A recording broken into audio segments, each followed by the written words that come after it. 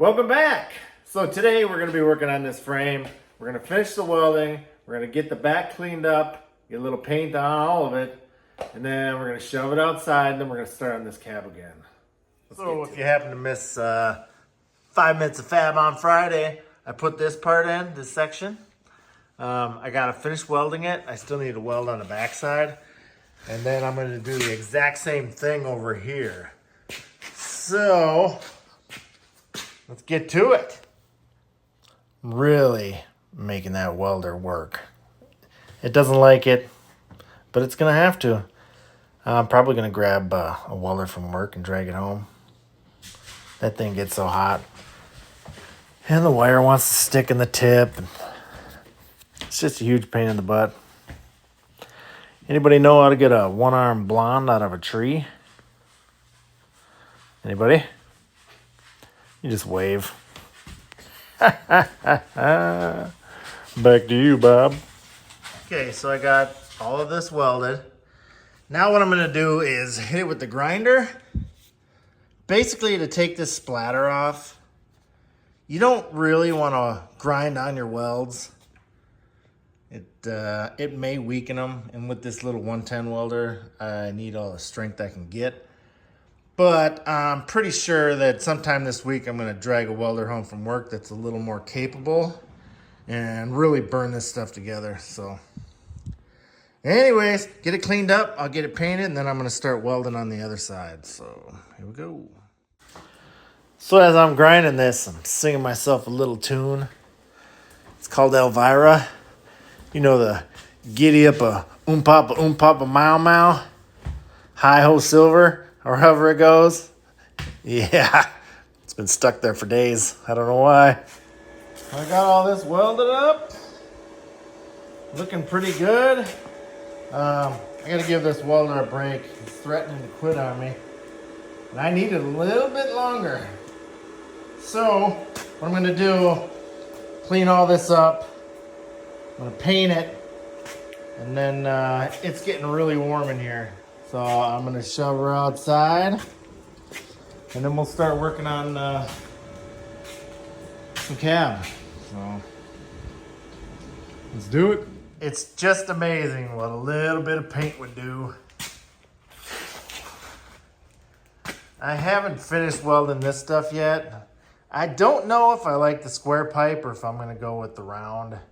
I need to do another set 39 inches up because we're gonna have 2 sets of cab mounts that stiffen this frame up a little bit more. So I'm gonna push this outside and I'm gonna finish cleaning this up, all this area, and get a little bit of paint on that. I'm not touching that rear diff. I haven't decided if I'm gonna pull it out and sand and clean everything up and then paint it. And then this K-member comes out too. I haven't decided what I'm going to do with that.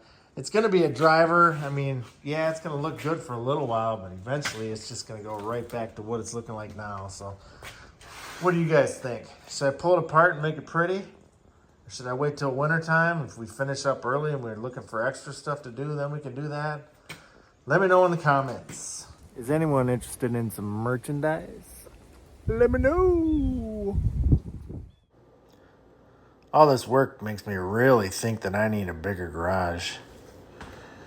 And I absolutely hate pine trees. The next home I buy will not have one pine tree anywhere near it, or I will burn them down.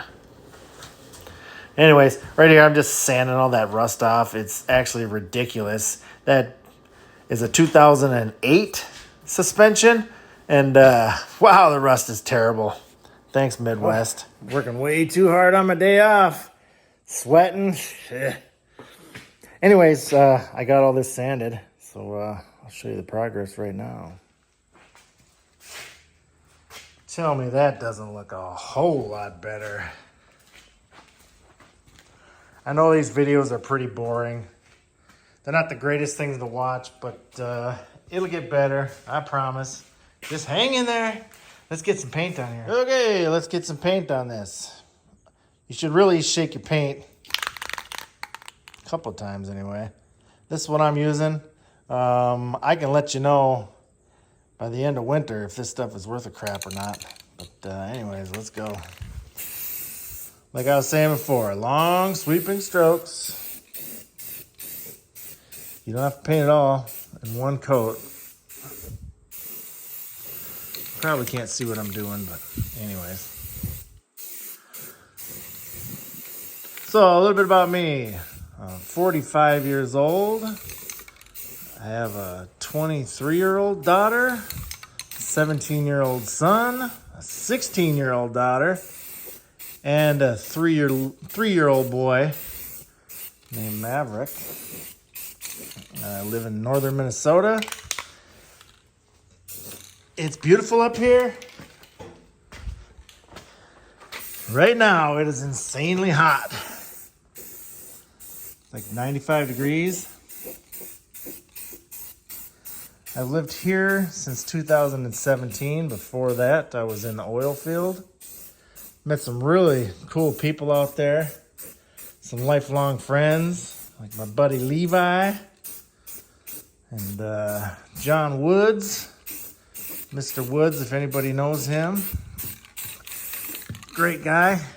Taught me how to drive a semi. He's really been my mentor. He's kind of quite a role model for me. What else? I manage a warehouse in Fargo. When I'm not doing that, I'm in the garage. Trying to be in the garage anyway. We are in the process of remodeling my house. So, honestly, that has been consuming a ton of my time. And we just got back from vacation. That'll explain the delay in the frequency of videos. And to be honest with you, it usually takes 4 to 6 hours for me to make a 12-hour video. I mean, some of this stuff I know you guys do not want to watch, because I wouldn't want to watch it, and I'm my biggest critic. So, anyways, this is probably kind of boring too. I'm going to finish painting this real quick, and then I got to run to Walmart and get some stuff. I'm going to come back, and hopefully we can pull some of that apart and start getting that cab mount fixed so that I can start setting this stuff on the chassis once it dries. So, see you soon. Anyways, that's what she looks like now. Nice and black. Beautiful. Roll that beautiful bean footage. Just kidding. All right, for real, I'm leaving now. I gotta go to Walmart. I'll be back.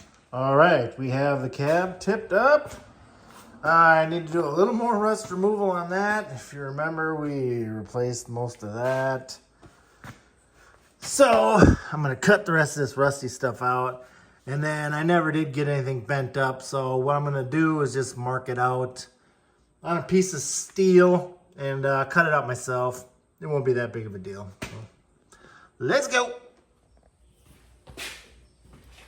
Okay, so we're gonna lay this out real quick. I need 2 pieces like this for cab mounts.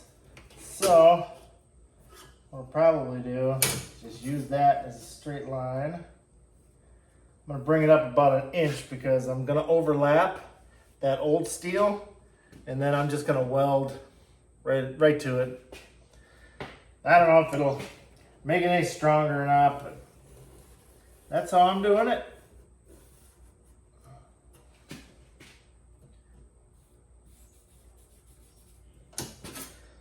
And for this side, might as well save that material. Whoa, careful. Easy now.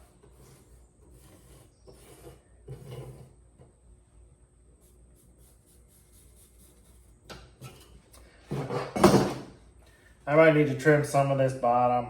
I don't know. We're just kind of getting her close, and then we'll go from there. Then the next piece will be the top piece, which starts at 4 inches. So we're gonna do that, and then it chokes down to 3. And it's gonna be whatever length this is. I got 2, 4, just say 13 inches. Gonna mark our 13. And I don't have a straight edge, so I'll just use a tape measure. It doesn't have to be perfect. I got grinders. I got a saw. I use tin snips if I have to. Anyways, I'm gonna cut this, and I don't think you guys want to hear that. I'll be right back. All this stuff is actually pretty easy if you just stop and think about it. And with this type of material, I mean, just start over if you screw it up. It's not that big of a deal. You figure it out. So I got it all cut out. As you can see, they're absolutely identical, which is perfect. And I got this piece. I'm going to put the flap disc back on, and then I'm going to clean these up, and then I'll reposition the camera so you can kind of see what I'm doing over here. Let's go. Okay, so we're going to do our test fitting now. Basically, it's just going to sit just like that. And it looks like I have too much material on this one.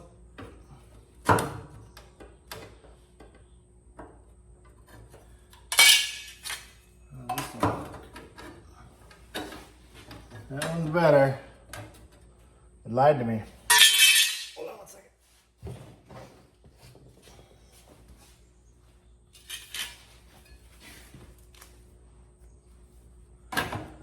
Back to the old drawing board. So I guess this is gonna come up here. We should probably flatten this out a little bit.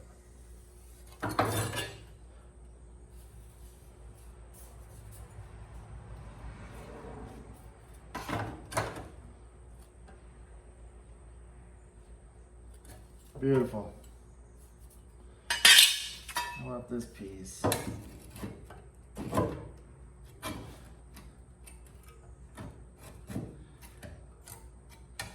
This one is actually really close.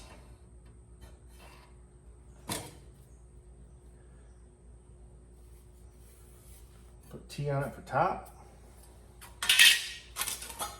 And we're gonna have to bend this one to match these, because this sits on top. So find something to stick it in and bend it over. I'm gonna cut these off. I'll be right back. Good old rust. The more you cut out, the more you find. Just don't give up. Please don't ever give up.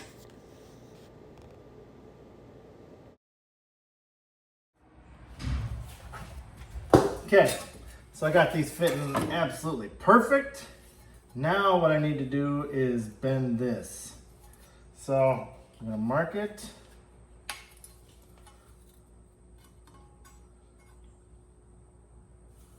Right there. And I'll go straight. And about right there.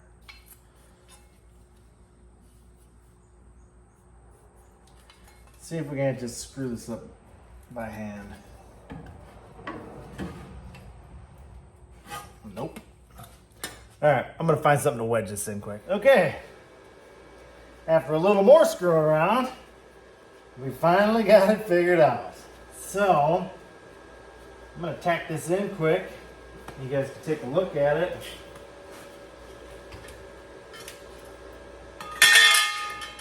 Cover them if you got them.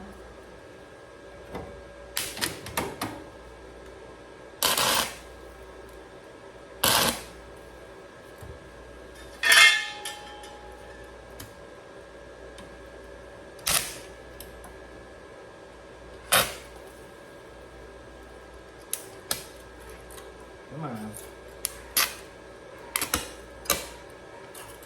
You gotta do is stick in one spot. All right, this ain't cooperating. Let me grab my welpers. I'll be right back. All right, it's all tacked in there in place. I just gotta finish welding, and then I'll throw some paint on it. Looks pretty good. Now I also need to drill the hole for the cab mount still. So, almost done. And there it is in all its glory. Ooh. All right, I just gotta drill that hole and then we tip that over. So that's gonna do it for this week's episode. So we got the frame stretched, we got that finished. I'm gonna have to do one more set of cab mounts, and then the cab that was on there was the 65, 66 model, which is sitting right here. So the cab mounts themselves will actually be a little bit different. So I'm gonna have to modify those as well.